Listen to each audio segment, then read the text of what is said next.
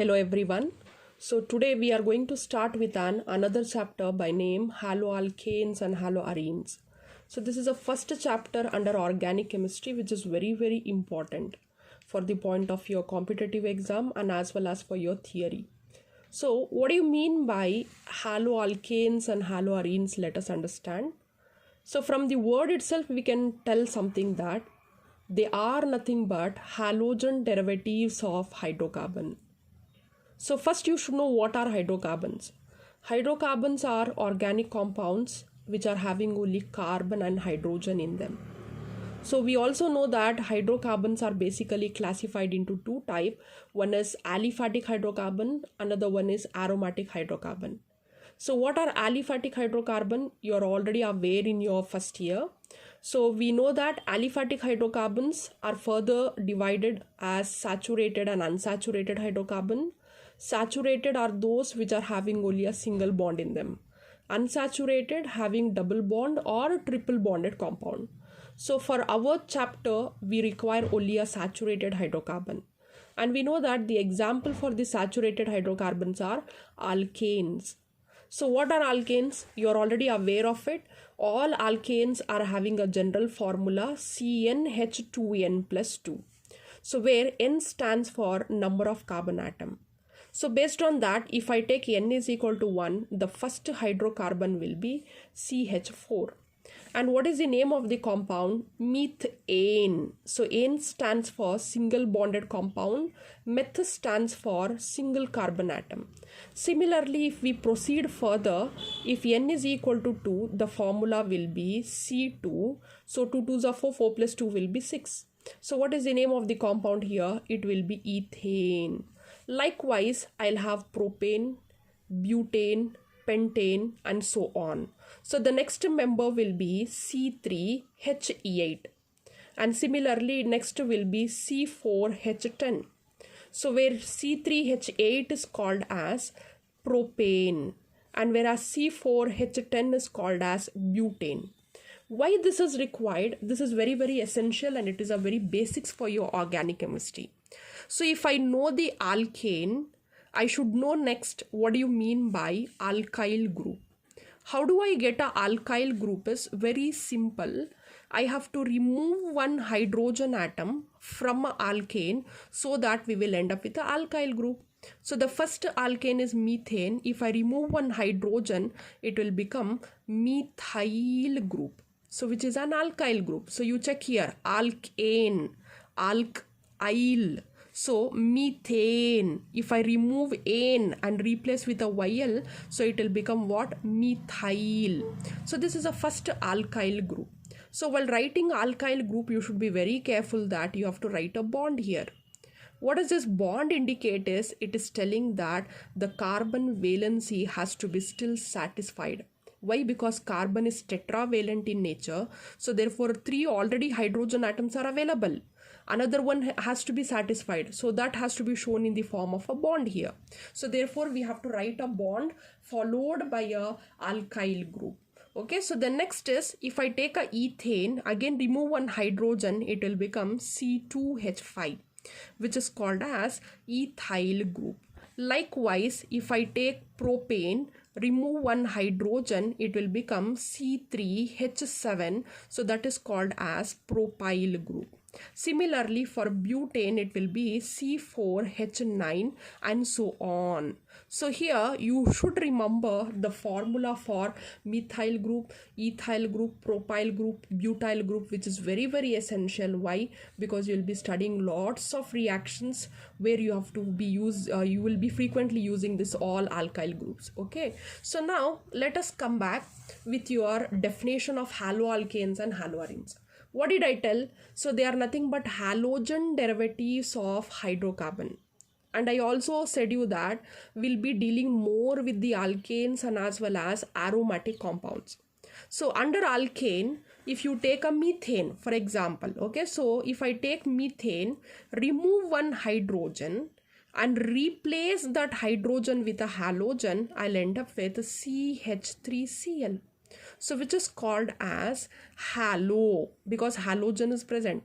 then followed by alkane part. So therefore here it is an haloalkane example. Similarly, if I take an aromatic compound, I hope you know that all aromatic compounds will have benzene in them. So benzene has a formula C6H6. So if I remove one of the hydrogen and replace with a halogen, then I'll end up with a C6H5Cl, which is called as haloarene. So that is what we have to study in this chapter. We have to study one part of haloalkane and one part of haloarene. So haloalkanes are nothing but you are removing one hydrogen from an alkane, replacing with a halogen. So similarly, removing one hydrogen from a benzene, replacing with a halogen will end up with a haloarene. So these are the two class of compounds we have to study in this chapter. So then directly we'll move on to a classification of halogen compounds. So here we are classifying the halogen compounds based on the number of halogens, first classification. So the first one is monohaloalkane. The word itself is telling that here you can find only a single halogen bonded to a alkane or bonded to a arene. So here CH3Cl. So how did I get this? CH4, remove one hydrogen, replace with a halogen, it will become a monohaloalkane. Similarly, if I take a ethane, replace one hydrogen with a Cl, it will be ethyl chloride. So let us look on about the nomenclature in the next topic. So here we'll concentrate only on the structures and their classifications.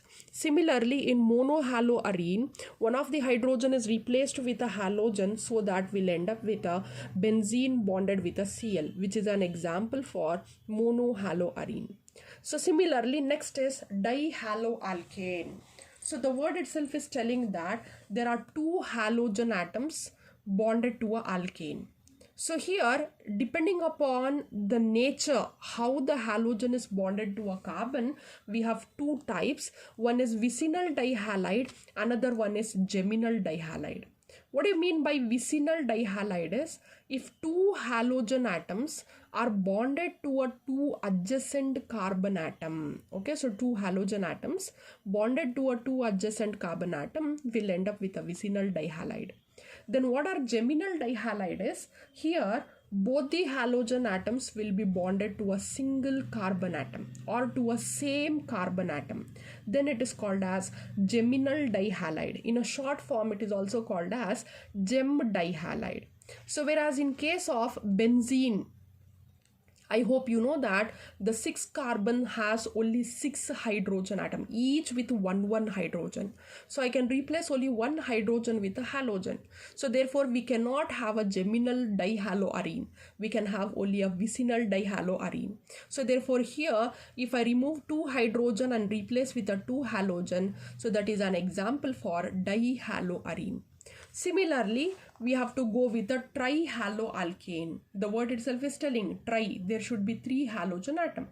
So here the 3 halogen atoms are being substituted with a 3 hydrogen atom of a propane. I have taken a propane. So each carbon with one hydrogen are being substituted with a 3 halogen, so that will end up with an trihaloalkane. So similarly, trihaloarene refer, you have to take a benzene. Benzene has 6 hydrogen atom. So you can replace 3 of the hydrogen atom with a 3 halogen. So that will end up with a trihaloarene. So the next is very important classification. This classification is important. If you learn here, the same concept will be applied even in case of the next chapter, that is alcohol, phenols and ethers. So what is that classification is? So even though we have monohaloalkane, dihaloalkane, trihaloalkane, in the entire chapter we will be dealing much about monohaloalkanes. So therefore here the next classification is only for monohaloalkanes, and here the classification is based on hybridization. Okay, so what do you mean by hybridization? So basically you know that from your first year. So there are 3 hybridizations which are in need here. So one is sp3, second one is sp2, and the third one is sp. What do you mean by sp3 hybridization is, if a carbon atom is bonded to 4 atoms through a single bond, then it is called as sp3 hybridization.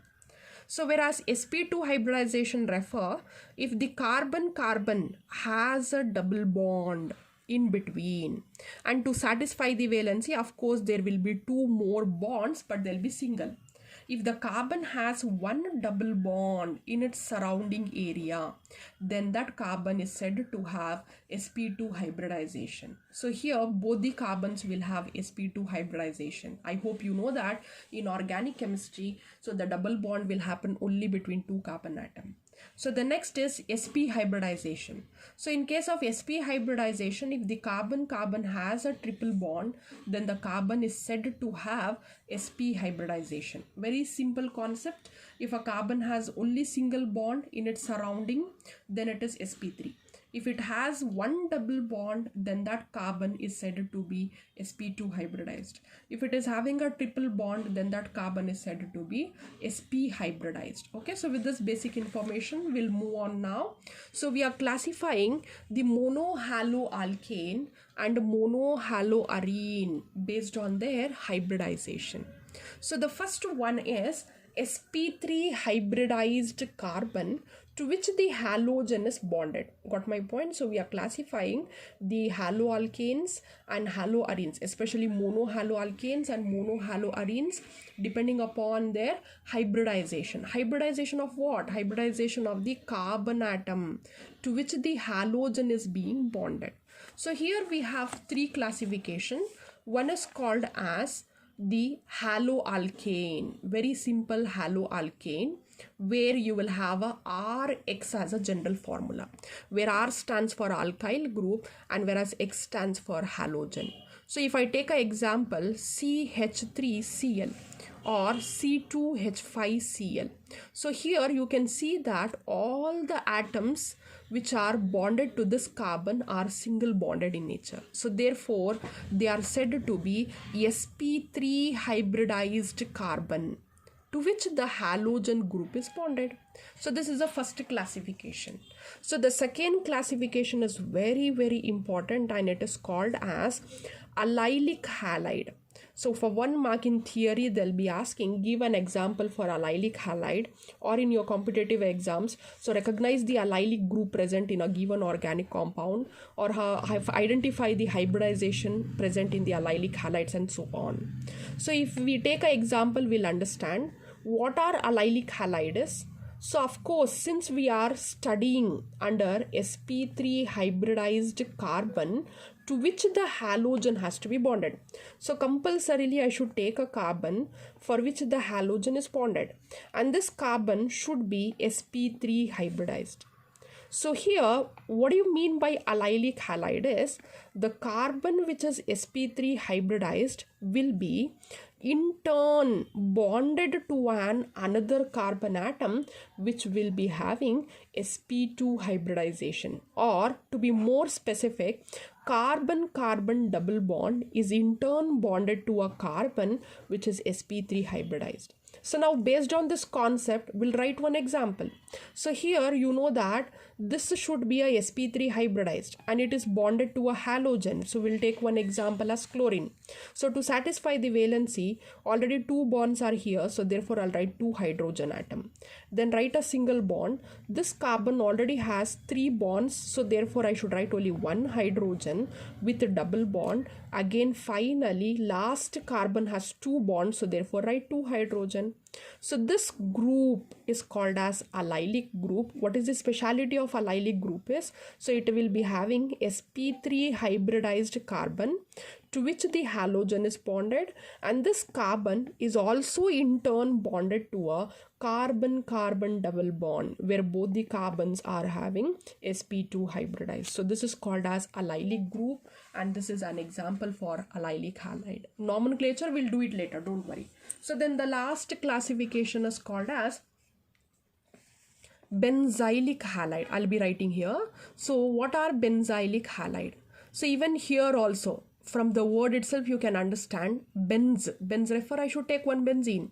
So I'll be writing 1 benzene here.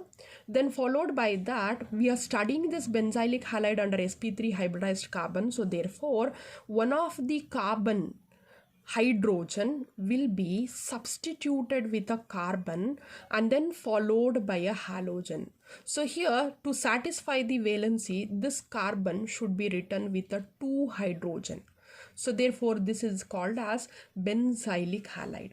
So what is the speciality of the benzylic halide is, I hope you remember that all the carbon atom in a benzene are sp2 hybridized in nature. So you know that I cannot bond the halogen directly to a benzene because we are studying under sp3 hybridized carbon.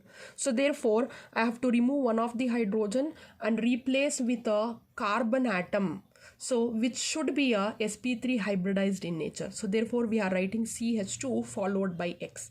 So here this entire group is called as benzylic group. What is the speciality of benzylic group is, benzylic group will be having total 7 carbon atom.